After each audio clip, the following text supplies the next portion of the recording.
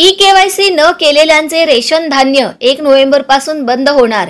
राष्ट्रीय अन्न सुरक्षा योजनेअंतर्गत गरीब गरजूंना अत्यंत कमी दरात रेशन धान्याचा पुरवठा होतो। या योजनेचा लाभ घेणाऱ्या शिधापत्रिका धारकांना आता सरकारने ई-केवायसी करण्याची अट घातली आहे।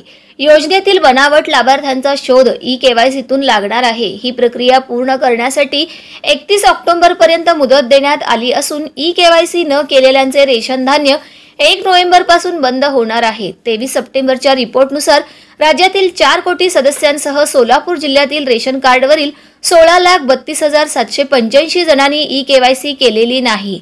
राष्ट्रीय अन्न सुरक्षा योजनेअंतर्गत स्वस्तातील धान्य मिळवण्यासाठी सर्व रेशन कार्ड धारकांना ई-केवायसीचे बंधन घालण्यात आले आहे। अन्न आणि सार्वजनिक मंत्रालयाने यापूर्वीच तसे निर्देश दिले आहेत। मात्र तरी देखील अनेक शिधापत्रिका धारकांनी ई-केवायसीची प्रक्रिया पूर्ण केलेली नाही। त्यांचे रेशन 1 नोव्हेंबर पासून बंद होणार आहे। तत्पूर्वी ई-केवायसी करण्यासाठी 31 ऑक्टोबर पर्यंत अंतिम मुदत देण्यात आली आहे। जर शिधापत्रिका धारकाने 31 ऑक्टोबर पर्यंत ई-केवायसी प्रक्रिया पूर्ण केली नाही तर त्यांना रेशनचे धान्य मिळणार नाही। याशिवाय अशा शिधापत्रिका धारकांची नावे ही रेशन कार्ड मधून वगळली जाणार असून त्या शिधापत्रिका देखील रद्द केल्या जाणार आहेत। आता पुढील 36 दिवसात राज्यातील 4 कोटी तर जिल्ह्यातील 20 लाख व्यक्तींची ई-केवायसी करून घ्यावी लागणार आहे।